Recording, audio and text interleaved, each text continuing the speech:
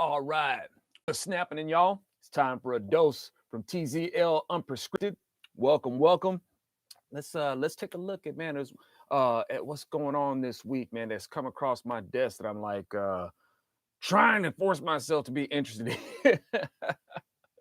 Sorry guys. Hey, trying to do my patriotic duty. When I say patriotic duty, man, I ain't talking about whatever Biden's talking about. Yeah, I'm gonna wear my face mask and all that sort of stuff because that's my patriotic duty.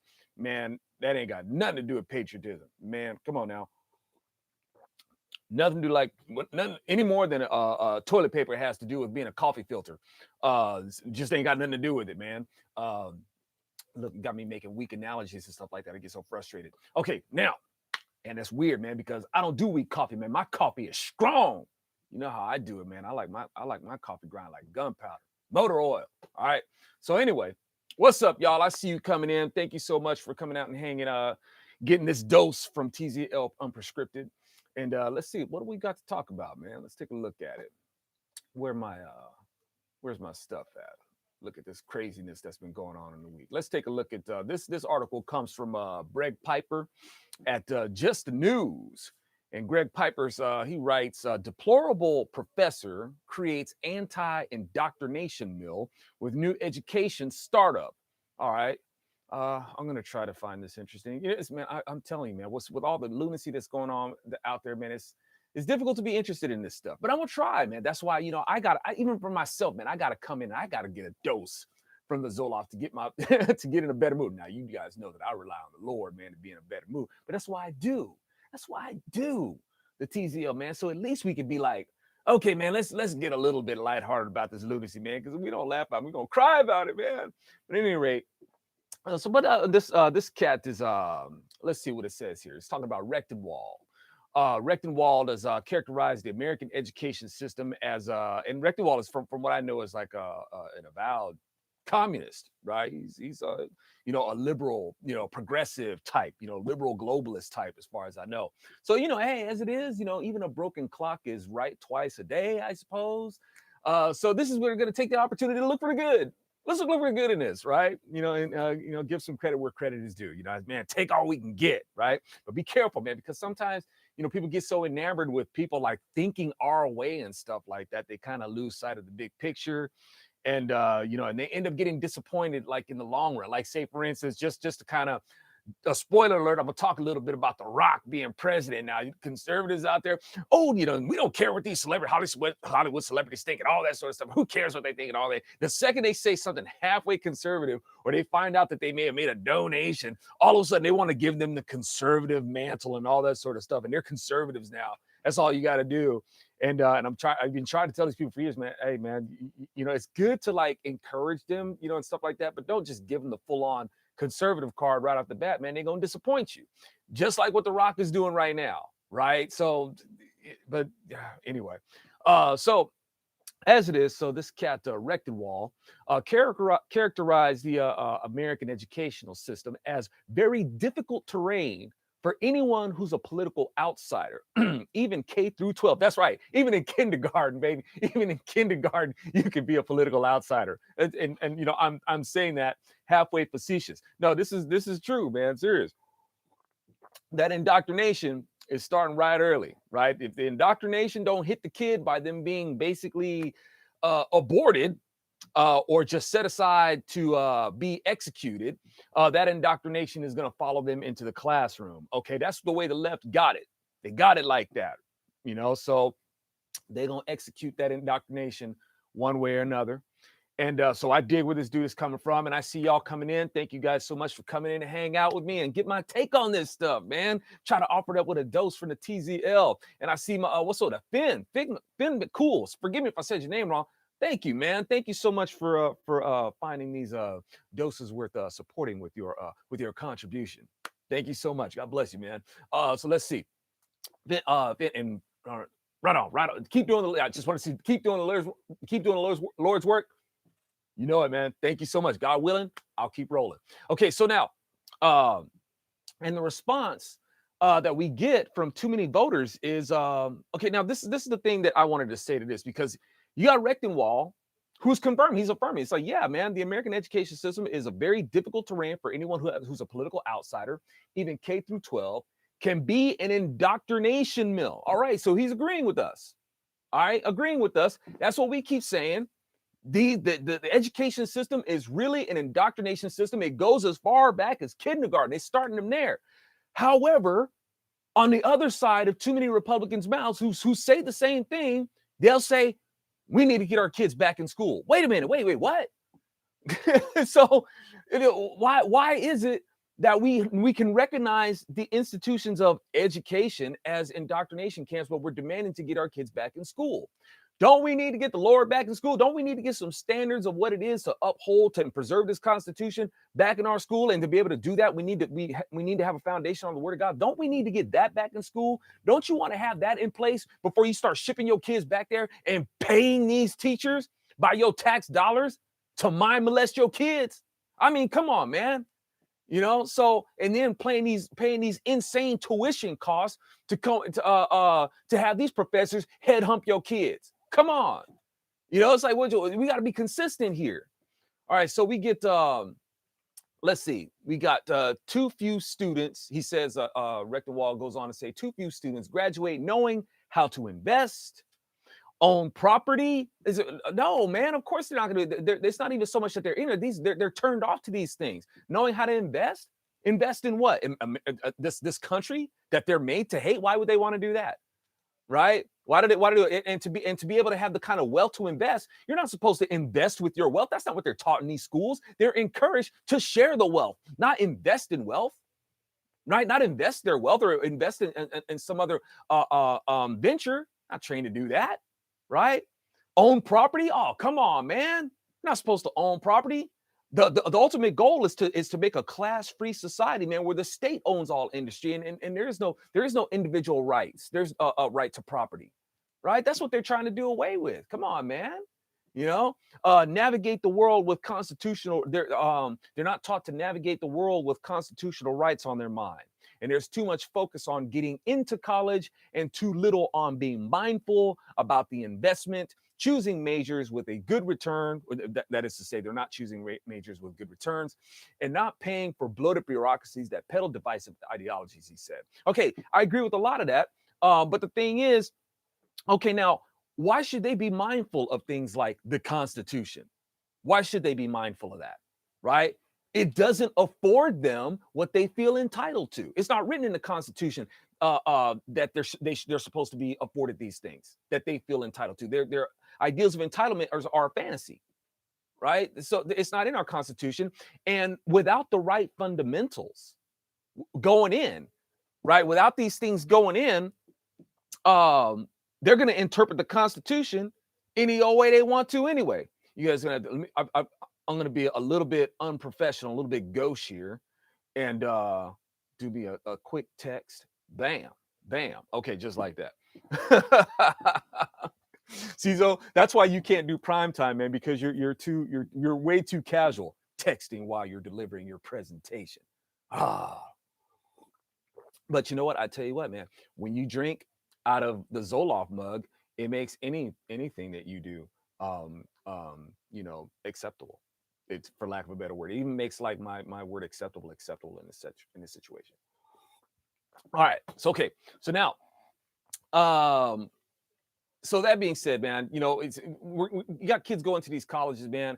The college institutions they used to be God-fearing institutions, man, but that got scooted out and replaced by another, not even another, because God's not a religion, man. Jesus ain't a religion. We're disciples under him. We're not religious under him. But these institutions that were at least founded in the Word of God, man, they're not there anymore, and it's been replaced by the religion of evolution and all these secularist ideas and stuff like that. So if you want to send your kids there, man, at least demand that they're going to go to a place that's friendly to our values and stuff like that. From K to 12 through college, right? Why y'all paying for this? You paying for it, right? So at any rate, let's take a look at Christine Marsh. Christine Marsh at Newsbusters writes this article, View, the show The View. Oh my goodness, man. Man, some heart. Okay, they're harpies, man. They are. You know, I try not to be like, I try not to be derogatory and stuff like that, man. But they are, man. Seriously, man. They modern day harpies, dude. Anyway, so on The View, let's Elizabeth Warren, Kristen Marsh at Newsbusters her article is saying The View lets Elizabeth Warren's pregnancy discrimination lie persist. Man, ain't no surprise there, right? You know that's what they're going to do. This, these white liberals, really just showing their privilege, ain't they? See, that's what I keep trying to tell you, Republicans. Right. And I know that you guys here at the TZL, you guys know what's up. You guys know, but we got to get the word out there, man, because you got too many Republican voters out there shooting themselves in the foot, sabotaging themselves by trying to say that there's no white privilege, there's no systemic racism, and no white supremacy. Here it is, Elizabeth Warren with her white privilege, or relying on red privilege, as I've long said. She relying on her red privilege to get away with what she gets away, but it's white privilege, y'all. Now you got some of too many Republicans out there trying to argue, well, it's really just liberal privilege. Stop. No. Right? Don't give the Democrats a pass on this by trying to say, oh, it's just liberal privilege. No, it's white privilege instituted by the Democrat Party. Why do you keep getting? That's why they keep getting away with it, because you keep letting them off the hook with it. You're the one who squirts the cat with a bunch of soap and then wonders how the cat got away when you're trying to wash it. All right, y'all be doing that. You need to stop. All right. So, man, who's trying to call me right now? Trying to call me, knowing that I'm doing a lot. That means they're not watching my live stream, right? Come on now. So let's see. All right. So now what I think is funny though, is that you got Elizabeth Warren out there, and you got these people on The View. They're gonna sit here and talk about how they're worried about getting fired for being pregnant. Wait. How y'all gonna worry about being fired for being pregnant when y'all work in industries ruled by the left wing, who are champions for women's rights? Let that sink in, right? But you got like Meghan McCain, whatever she is, right? Meghan McCain is worried about getting fired by them. She was worried about getting fired because she was pregnant, right? She was worried about getting, wait. How can they, and Warren too, worried about fire for being pregnant. Wait a minute, I thought you guys are in industries that they're run by the woke, right? I guess even back then, I mean, Elizabeth Warren should be a Democrat for a long time. Why? Because Democrats are all for women's rights and stuff like that. And you in an industry run by them, but you worried about getting fired? Why would they do that? What are you guys worried about? So, and the only reason why Meghan McCain gets to work as a conservative on The View is because she's not a voice for conservatives. She's a caricature. She's a caricature relief that keeps people distracted, from what conservatism is. And why are they still? Why even have this conversation with Elizabeth Warren? Why are they still butthurt about Elizabeth Warren? Why shouldn't they be all giddy? Don't they feel fulfilled? Aren't they satisfied that Kamala Harris, who has the bonus of being, black, she's the VP? So why are they pining over Elizabeth Warren? She should have been forgotten, right? So they should be satisfied with Kamala Harris. And then we got Behar and Hostin fawning over Warren and lament over the challenges. Wait, y'all are lamenting over the challenges they faced as women on the campaign. Wait a minute. How are they gonna face challenges in the campaign running as a Democrat? How? Who brought them a challenge? They're not supposed to bring them a challenge. They're supposed to get out of the way, pave the way for women. I thought that's what the Democrat Party was. How are they facing challenges in there? All these woke champions for women's rights and equity. There shouldn't have been no challenge, right? So the whole thing is hypocritical, contradicting, and these people are just, then they seriously ain't woke. Ain't woke like they think they dreaming if they think they woke. If that makes any sense. And here in the Zoloft, it does. All right, so we got, and once again, thank you guys so much for coming in, hanging out here in TZL Unprescripted, man. You guys know it's a blessing to see you.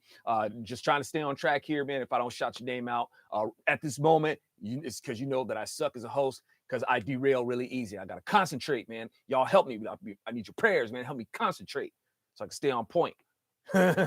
Okay, so we got John Nolte at Breitbart says that Biden's go maskless. His article says Biden's go maskless during they go maskless during the visit with the elderly, frail Carters. Yeah.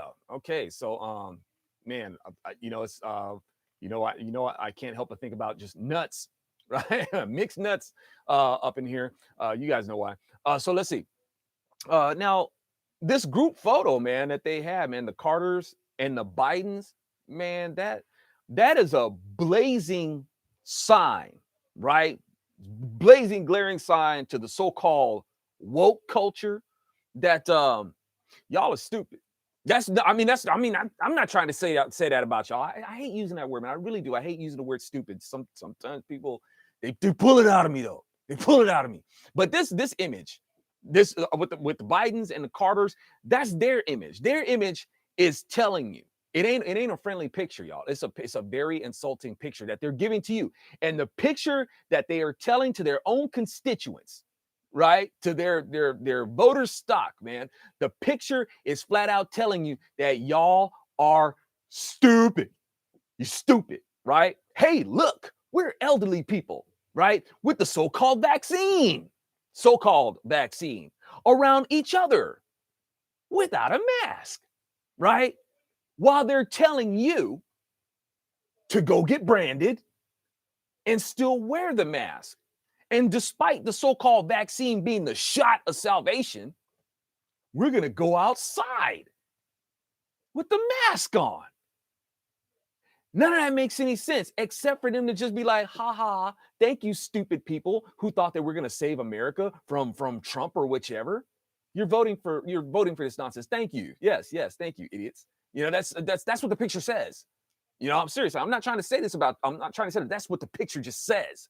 All right. So anyway, Hannah Bleau at Breitbart says that after backing Biden and Harris, Dwayne "The Rock" Johnson to consider the president. Okay, here we are with Dwayne, right? And oh boy, okay. He's good, and the reason why he's running, y'all. The reason why he's running is because he says, I have an ambition to unite our country. That's why Dwayne "The Rock" Johnson wants to run. Okay, if you want to unite our country, Dwayne, you don't need to be president to do that. Why do people think that you have to become some sort of politician to do this good? Haven't we learned by now that that's not the key, right? But people feel like that's what they got to do. That's what I'm going to do. I'm going to go in office. I'm going to make a difference. No. That's not the absolute answer. So there's now this unity that he's talking about. There's actually already laws, Dwayne. There's laws already that keep us from encroaching on other people, whether it's your neighbor encroaching or whether it's the government. There's already laws in place that keep us from doing that. The problem is that people don't want to obey them. All right? Or people want to interpret the laws however they want, and so on and so forth. Okay, you can't make it a law that people like it. What you gonna do, Dwayne? You gonna force this? You gonna force people to like the laws that make us not encroach on each other? All right. A president can't make us love each other, Dwayne. I'm just wondering how do you think that you're going to unite the country? How do you think we're going to do that? Because here's the thing. This is what these so-called hopefuls or these politicians, this is what they need to understand when they keep talking about this message of unity. We're already the United States, united, right? And we're supposed to be in a state of unity, right? Now, in this United States, there's also, your territories, and there's also the mindset, right? We have the state of unity because we're the United States, right? But you can't make us be united by love. You can't make that a law, right? You can't make it a law for us to be inspired by you, Dwayne, or any other politician who gets out there beating their chest saying that they're going to unite the country. I don't care who you are, Republican, Democrat, whatever. You can't make it a law for us to be inspired by you and talking about how you're going to unite the country. No, you can't, right? You guys, these people like Dwayne, man, you speak the language of dictators, right? It's the same language of dictators. And which means that you're incredibly naive. I smell what you're cooking, Dwayne. And no thanks, dude. No. Now, I don't object to his run. You want to run, man? Go ahead. Run if you want to. Just, man, please just do us a favor and don't run as a Republican, right? Like transgender, right? You don't represent. It's like transgender. You don't even respect the laws of nature. I do not expect you to hold up the laws of this republic. Okay, these laws are based on acknowledging God-given rights. God, the author, the first and last of the moral law, and the author of the natural law, which you are in opposition against. I do not trust you to uphold the laws that preserve this republic.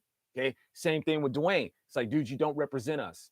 You don't represent. So, like we said, we've heard that Dwayne has supported some Republican ideas, whichever, and all of a sudden he's like, he's listed as Hollywood conservatives and stuff like that. So easy. It's like, dang, whoever writes these articles, don't y'all have any standards when you guys make up this list of Hollywood conservatives, stuff like this? Do you really know what a conservative is? Do you have any standards?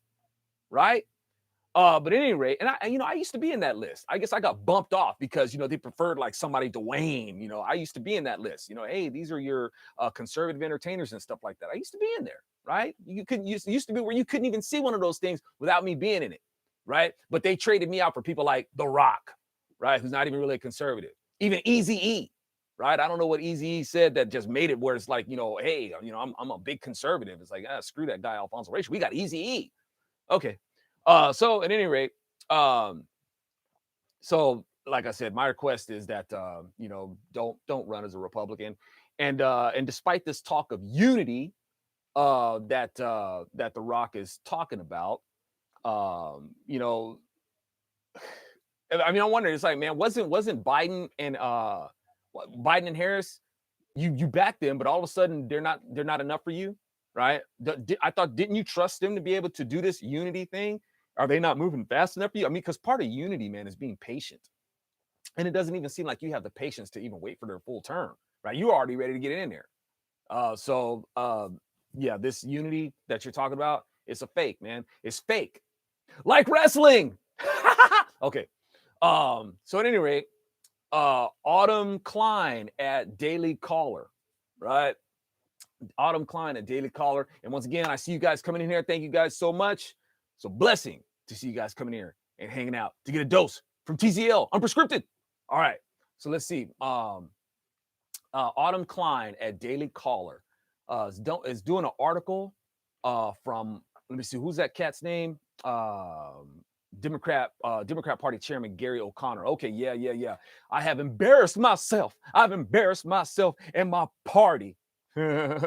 Texas Democrat official resigns after calling Tim Scott an Oreo, right?